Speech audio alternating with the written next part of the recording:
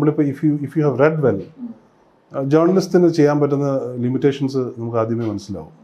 എത്രത്തോളം ചെയ്യാൻ പറ്റും, സിസ്റ്റത്തിന് എത്രത്തോളം പെർമിറ്റ് ചെയ്യാൻ പറ്റും, പിന്നെ എന്തെല്ലാം അജണ്ടാസ് ഉണ്ട്, എന്തെല്ലാം ഒരുപാട് വേരിയബിൾസ് അതിൽ ഇൻഫ്ലുവൻസ് ചെയ്യും.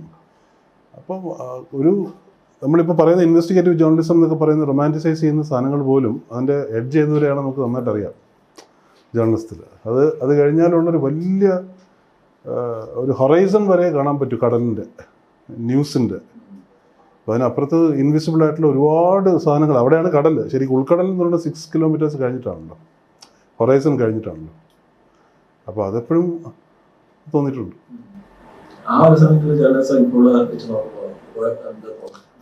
അതാണ് പറഞ്ഞത്, ആ സമയത്ത് അതിൻ്റെതായ ചലഞ്ചസ് അന്നുണ്ടായിരുന്നു. അപ്പോൾ അത് 2 പത്രങ്ങളേ ഉള്ളൂ, relatively silent. I mean whispers were heard, അങ്ങനത്തെ ഒരു ടൈമായിരുന്നു. ഇപ്പോൾ അതല്ലോ, ഇപ്പോൾ ഒരു കാക്കഫോണി ഉണ്ട്. ഒരുപാട് മീഡിയ പ്രൊളിഫറേഷൻ കാരണം കുറച്ചുകൂടെ ഈസി, കുറച്ചുകൂടെ it has become part of noise.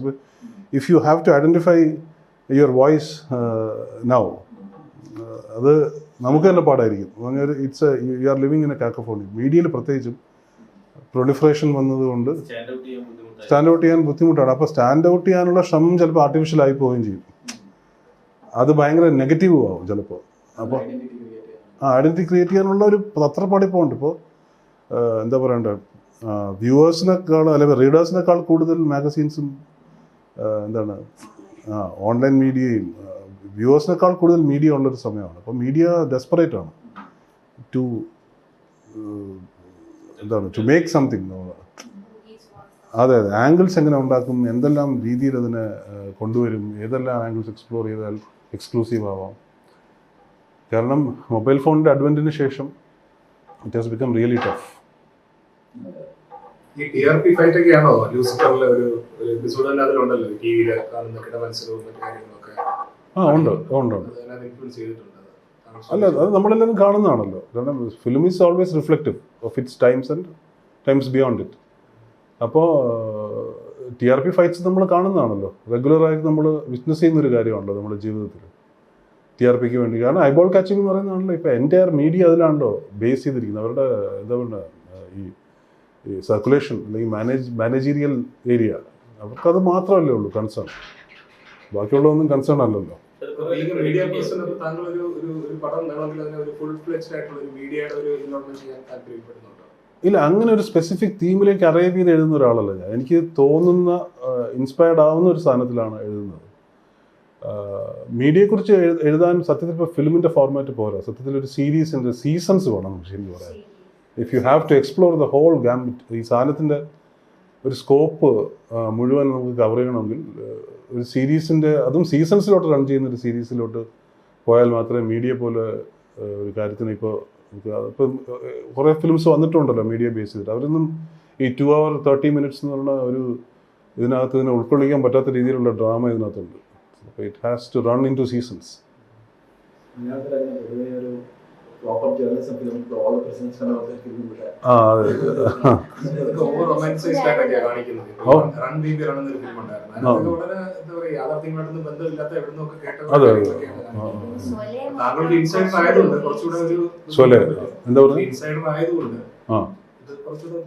അല്ല, ഇത് കീപ്സ് ഇവോൾവിങ്. അത് നമുക്കിപ്പോൾ ഇൻസൈഡർ ആണെന്ന് എനിക്കിപ്പോൾ പറയാൻ പറ്റില്ലല്ലോ. I keep observing the media, but beyond that നമ്മൾ ഇൻസൈഡർ ആണെന്ന് പറയാൻ പറ്റില്ല. I once work with the media എന്നുള്ളത് മാത്രമേ ഉള്ളൂ. ഇപ്പോൾ എനിക്ക് മീഡിയയുടെ ഇത് ഞാൻ കോൺസ്റ്റൻ്റ്ലി വാച്ച് ചെയ്യുന്നൊരു ഫീൽഡാണ് മീഡിയ. അപ്പോൾ ആ രീതിയിൽ എനിക്ക് ഫ്രണ്ട്സും ഉണ്ട്, എനിക്ക് ഈ പറഞ്ഞ പോലെ മോൾസ് ഉണ്ട്. അപ്പോൾ കോൺസ്റ്റൻ്റ്ലി അതിനെക്കുറിച്ചൊരു അറിവ് കിട്ടും എന്നുള്ളതേ ഉള്ളൂ.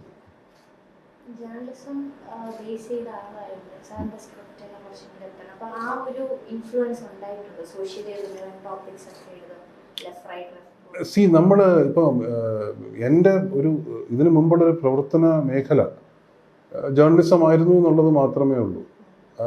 ജേർണലിസം ഒബ്സർവേഷനാണ്. Observation is everything. ഇപ്പോൾ ക്രിയേറ്റിവിറ്റിയിൽ അതാണ്. ഇപ്പോൾ നമ്മൾ ജേർണലിസ്റ്റ് ആയിരുന്നാലും ഇപ്പോൾ എല്ലാ ജേർണലിസ്റ്റുകളും എന്തുകൊണ്ട് ക്രിയേറ്റീവ് ഫീൽഡിലോട്ട് വരുന്നില്ല?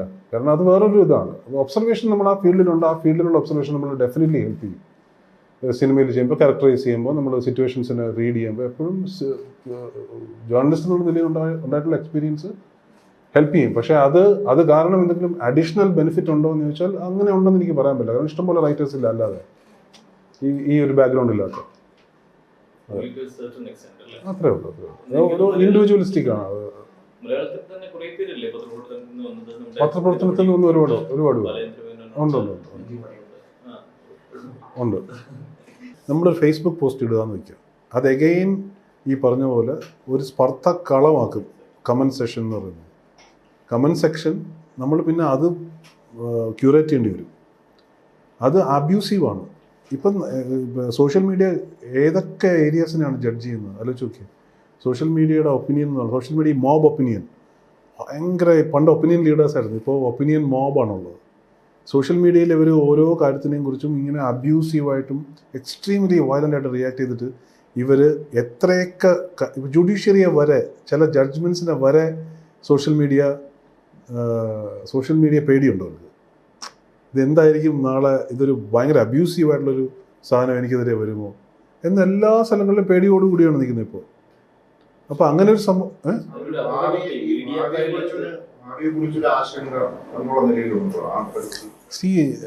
ഇന്ത്യയെക്കുറിച്ച് പറയുകയാണെങ്കിൽ ഇന്ത്യ ഒരു യൂണി ഡയമെൻഷണൽ ആയിട്ടുള്ളൊരു കൾച്ചറല്ല. അപ്പം നമ്മളെ പഠിപ്പിച്ചത് തൊട്ട് നമ്മളുടെ അടുത്ത് പറയുന്നത് ഡിവൈഡ് ആൻഡ് റൂൾ പോളിസി കൊണ്ടുവന്നത് ബ്രിട്ടീഷുകാരാണെന്നാണ് നമ്മളെ പഠിപ്പിക്കുന്നത്. ഇത് കേട്ടാൽ നമ്മൾ ഒന്നുകൂടെ ആലോചിച്ചാൽ മനസ്സിലാവും, ബ്രിട്ടീഷുകാർ വരുന്നതിന് മുമ്പേ ഇവിടെ ഒരു രാഷ്ട്രമായിരുന്നു. they had divided and ruled 780 something kingdoms ആണ് അവർ വരുന്നതിന് മുമ്പ്. അവരാണ് ഇതിനെ യൂണിഫൈ ചെയ്തത് ഒരു പൊളിറ്റിക്കൽ എൻറ്റിറ്റി ആയിട്ട്. അപ്പോൾ ഇതിനകത്ത് നമ്മളൊരു കൾച്ചറൽ ഒരു യൂണി ഡയമെൻഷണൽ കൾച്ചറോ ഒരു യൂണിഫൈഡ് കൾച്ചറോ ഇന്ത്യക്ക് പറയാൻ പറ്റില്ല. അപ്പോൾ ഇങ്ങനെ ഒരു കൾച്ചറൽ ഫാബ്രിക്കിലുള്ളൊരു രാജ്യത്തിന് ഒരു സാധനത്തിൻ്റെ പേരിൽ യൂണിഫൈ ചെയ്യാൻ നോക്കുന്നത് വലിയ സ്പ്ലിറ്റ്സ് ഉണ്ടാക്കാൻ സാധ്യതയുണ്ട്. ഈ നമ്മുടെ ഈ കോൺഷ്യസ് ഫോൾട്ട് ലൈൻസിൽ, സോഷ്യൽ ഫോൾട്ട് ലൈൻസിൽ ഓൾറെഡി അത് തെളിയുന്നുണ്ട്. എല്ലായിടത്തും അത് തെളിഞ്ഞു വരുന്നുണ്ട്. അപ്പോൾ അങ്ങനെ ഒരു ഒറ്റ സാധനത്തിൻ്റെ ഒരു ഐഡൻറ്റിറ്റി, യൂണിഫോം ഐഡൻറ്റിറ്റി എന്ന് പറയുന്ന സാധനം കൊടുക്കാൻ നോക്കിയാൽ ഇന്ത്യയെ പോലൊരു നേഷൻ ഒരു സിവിൽ അൺട്രസ്റ്റിലോട്ട്, I won't use the word civil war for എന്താണ് പോസിറ്റിവിറ്റി റീസൺസ്, ബട്ട് അതിൻ്റെ ചാൻസസ് ഉണ്ട്. നമ്മളിങ്ങനെ ഒരു സാധനം ഇങ്ങനെ പറഞ്ഞുകൊണ്ടിരുന്നു. ഇപ്പോൾ ഹിന്ദിയുടെ കഴിയുന്ന സമയങ്ങളിലെല്ലാം ഹിന്ദി വേണം എന്ന് പറയുക. അപ്പോൾ അത് ഒരുപാട് സ്ഥലങ്ങളിൽ അതിനെ ഇഞ്ചുറി ചെയ്യാനുള്ള സാധ്യതകളുണ്ട്. അപ്പോൾ ദർ ഇസ് എ പോസിബിലിറ്റി ഇന്ത്യയുടെ ഫ്യൂച്ചറിന്. ഇപ്പോൾ യൂറോപ്പിൽ ഒരു മതമാണുള്ളത്, ക്രിസ്ത്യാനിറ്റി എന്ന് പറയും. പക്ഷേ ഈ ക്രിസ്ത്യാനിറ്റി എന്ന് പറഞ്ഞിട്ട് യൂറോപ്പിന് ഒരു നേഷനായിട്ട് കണക്കാക്കാൻ പറ്റില്ല. അവിടുത്തെ റീജിയണൽ ഐഡൻറ്റിറ്റീസ് ഉണ്ട്. ഇപ്പോൾ ഗ്രീക്ക് ഐഡൻറ്റിറ്റി എന്ന് പറയുന്നത്, ജർമ്മൻ പ്രഷ്യൻ ഐഡൻറ്റിറ്റി എന്ന് പറയുന്നത്, ഫ്രഞ്ച് ഐഡൻറ്റിറ്റി എന്ന് പറയുന്നത്, അതൊക്കെ ഭയങ്കര ബേസിക് ട്രൈബൽ ഐഡൻറ്റിറ്റീസ് എന്ന് വന്നിട്ടുള്ളതാണ്. അതുപോലെ തന്നെയാണ് ഇന്ത്യയും. USSR അഗെയിൻ അത് റിലിജിയൻ പോലെ. ഇപ്പോൾ യൂറോപ്പ് ഞാൻ പറഞ്ഞതിന് കാരണം, ഞാനിപ്പോൾ ഒരു മതം വെച്ചിട്ട് യൂണിഫൈ ചെയ്യാൻ നോക്കുകയാണെങ്കിൽ, ഇപ്പോൾ ഹിന്ദു എന്ന് പറയുന്ന ഒരു വേർഡ് ഉപയോഗിച്ച് ഇതിനെ യൂണിഫൈ ചെയ്യാൻ നോക്കുകയാണെങ്കിൽ India can be equated with Europe. കാരണം ഒരു Christianity everywhere, it is there everywhere. ഇന്ത്യയിലും ഉണ്ട്. പക്ഷേ ഇതിനകത്ത് ഭയങ്കരമായ ഹ്യൂസിൽ വരെ ഡിഫറൻസ് ഉണ്ട്. ഈവൻ എമംഗ് ഹിന്ദുസ് ഹ്യൂസിൽ ഡിഫറൻസ് ഉണ്ട്. അപ്പോൾ ഇതിനെല്ലാം ഭയങ്കര ഒരു വളരെയധികം ഒരു മെറ്റേണൽ ഫീലിങ്ങോടുകൂടി അല്ല ഇതിനെ ട്രീറ്റ് ചെയ്യുന്നതെങ്കിൽ ഇത് ക്രാക്ക് ചെയ്യാനുള്ള ചാൻസസ് ഉണ്ട്. ക്രാക്ക് ചെയ്താൽ വി വിൽ ഓൾ ബി എന്താ പറയണ്ടത്, we should all realise that. പറയണ്ടേ